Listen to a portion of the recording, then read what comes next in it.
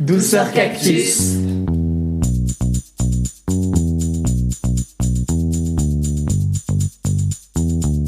Bonjour à tous et bonjour à toutes.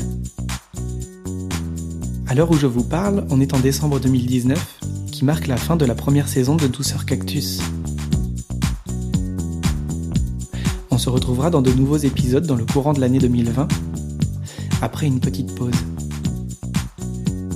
Mais pour finir cette année et cette première saison en douceur, je vous propose 2 épisodes un peu particuliers pour ce mois de décembre, des épisodes un peu hors série, à écouter seul, en famille, entre amis, avec des témoignages qui vous rappelleront peut-être des souvenirs, qui vont peut-être vous inspirer des idées et qui vous rappelleront aussi sûrement certains épisodes passés.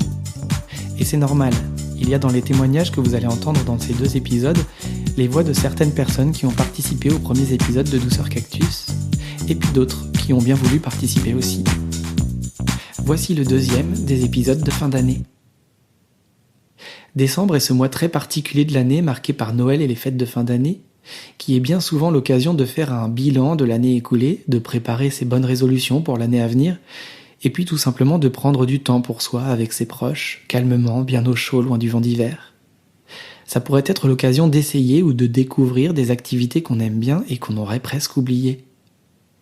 Alors dans ce dernier épisode de l'année, justement, on va s'intéresser à ces activités déconnectées, qui nous donnent l'occasion d'éloigner les yeux, le cœur et l'esprit des écrans connectés qui composent notre vie, et qui nous piquent parfois les yeux, le cœur et l'esprit. Voilà donc des idées douces qui pourraient bien vous inspirer. L'activité déconnectée qui me rend heureux, c'est avant tout l'écriture. Vraiment, l'écriture, moi, me plaît. J'adore jouer avec les mots. J'adore partager. Donc c'est ça vraiment qui me plaît. J'aimerais encore avoir plus de temps. J'aimerais ne plus être obligé de dormir pour pouvoir écrire. Des moments, c'est une plaie de me dire bon, qu'est-ce que je fais. Je me réveille vraiment pour pouvoir écrire ou je continue ma nuit.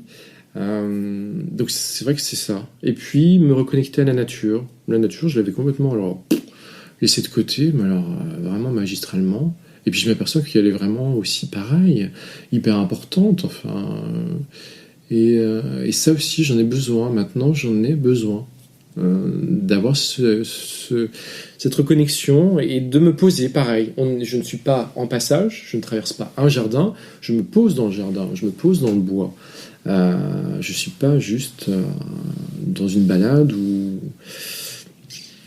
dans une traversée. Et moi, c'est danser.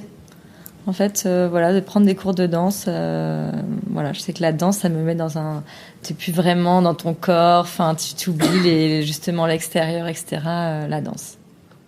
Ce que j'aime le plus, c'est très clairement être avec mes amis. C'est con, hein, mais je me rends compte que si je passe un moment excellent, je peux totalement oublier mon téléphone. Donc ça, déjà, c'est pas anodin.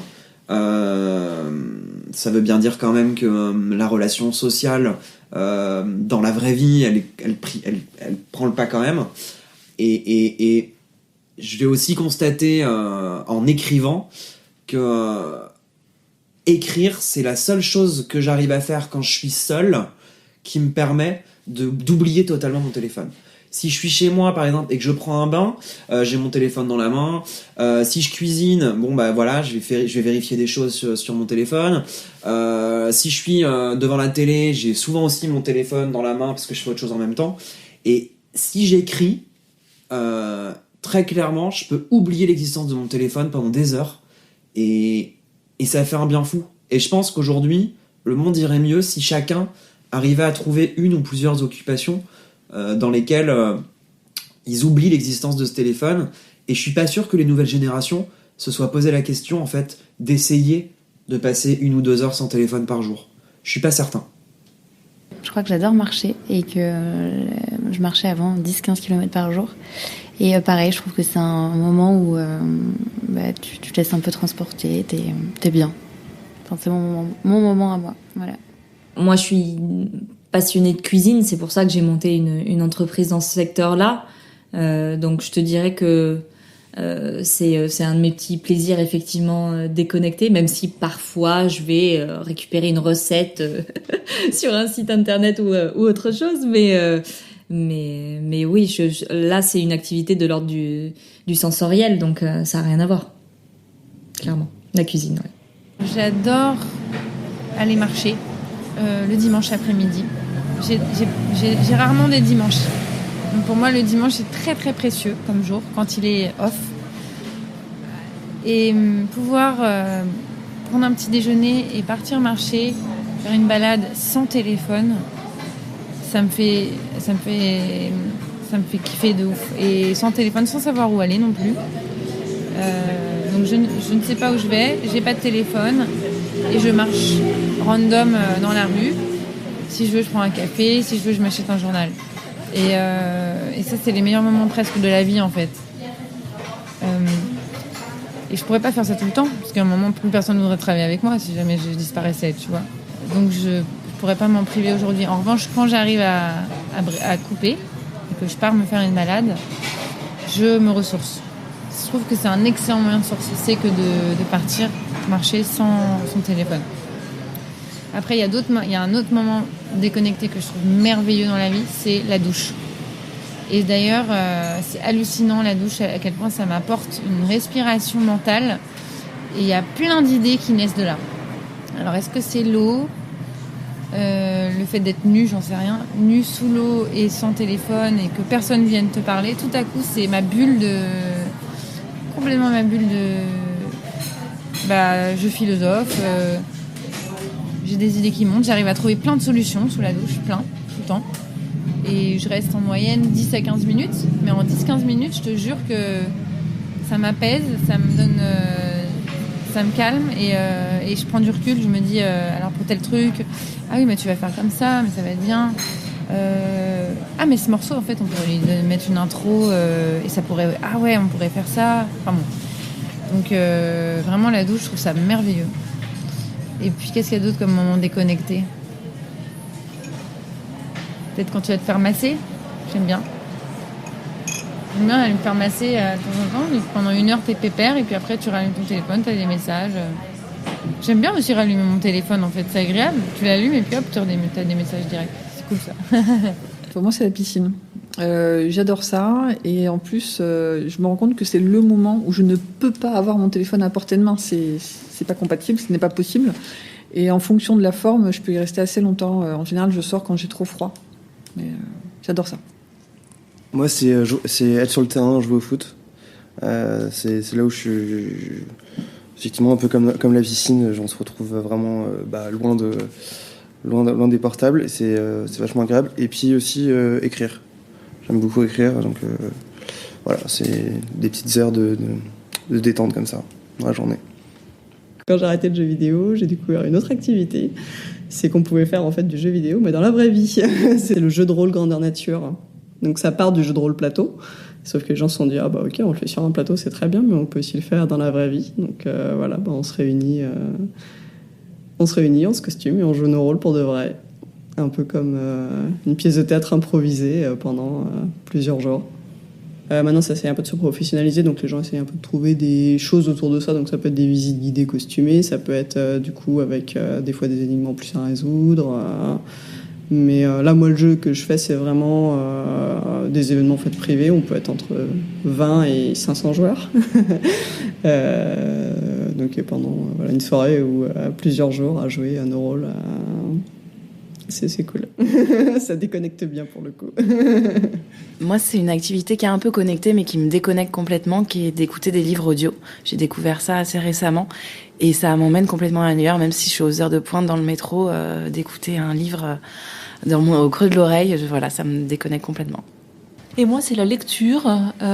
J'ai toujours beaucoup lu. Aujourd'hui, c'est pas évident parce que justement, avec la présence du téléphone, de l'ordinateur à côté, j'ai souvent tendance à m'interrompre pour replonger justement dans les réseaux sociaux et compagnie.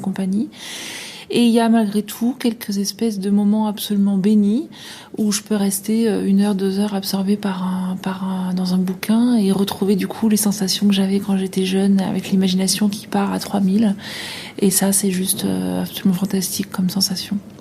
je me suis mis à faire des choses concrètes en fait à la main, parce que pour moi c'est un peu l'opposé des outils numériques, tout ce qui est manuel. Du coup, je me suis mise à cuisiner, à dessiner et quoi d'autre, et à jardiner. Enfin, c'est vraiment des trucs que je ne faisais pas du tout. Et je me rends compte en fait qu'au début je comprenais pas pourquoi je me suis mis à cuisiner, alors parce que j'aime pas être sur mon téléphone. Alors, j'ai l'impression que ça n'a aucun rapport. Et en fait si, c'est parce que je vois au bout d'une heure quelque chose se créer. Et donc j'aime bien cuisiner maintenant. J'aime bien jardiner parce que en fait quand tu plantes une graine, tu vois une plante qui pousse. Et en fait dans ma vie, le fait d'avoir compris que les écrans étaient un peu une partie qui me vidait, ça m'a donné envie en fait de me remplir d'activités créatives et d'écrire aussi beaucoup. En fait, le jour où je passe beaucoup de temps sur mon écran, même pas sur les réseaux sociaux, par exemple, même les jours où je passais beaucoup de temps sur mon PC pour faire du montage, par exemple si je fais 4 heures de montage, je me dis que j'éteins le PC et après je vais écrire, parce que j'ai besoin de compenser dans la même journée une activité digitale par une activité manuelle. En voilà de bonnes idées d'activités déconnectées. Peut-être que ça vous donnera envie d'en tester quelques-unes ou de renouer avec certains passe-temps que vous aviez oubliés. À toutes ces idées, j'en ajoute quelques-unes, faites-en ce que vous voudrez.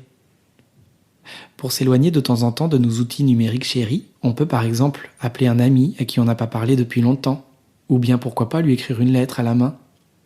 Regarder les nuages et laisser aller son esprit. Faire une sieste tout simplement. Écouter les bruits environnants attentivement. Ouvrir un dictionnaire, un magazine, un livre au hasard. Inspirer 5 secondes et expirer 5 secondes en se concentrant sur ses sensations. Prendre un bain. Faire du yoga ou une activité sportive qui nous fait du bien. Méditer, si possible sans téléphone ni application. On ne peut pas dire qu'on manque d'idées. Si vous avez des vacances prochainement, profitez-en. Enfin, j'aimerais citer ce que le psychologue Milton Rockich a dit un jour. Quand un comportement entre en conflit avec une de nos valeurs essentielles, c'est généralement le comportement qui change. Si vous voulez, vous pouvez aussi partager vos meilleures idées d'activités déconnectées sur les réseaux sociaux de Douceur Cactus ou bien par mail à podcast@douceurcactus.fr. Et pourquoi pas participer à un prochain épisode dans la prochaine saison. J'en profite pour vous remercier, vous qui écoutez ce podcast de plus en plus nombreux.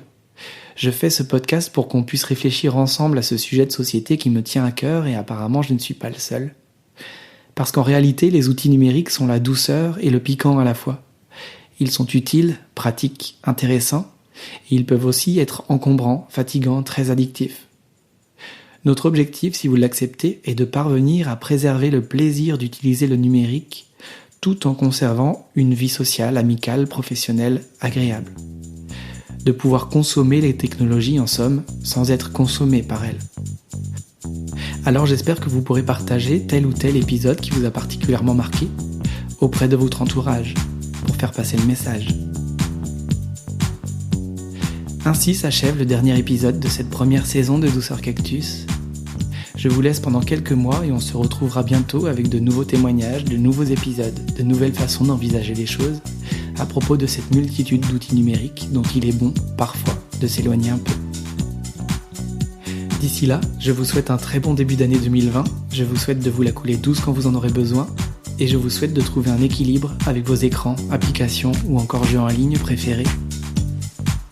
À très vite!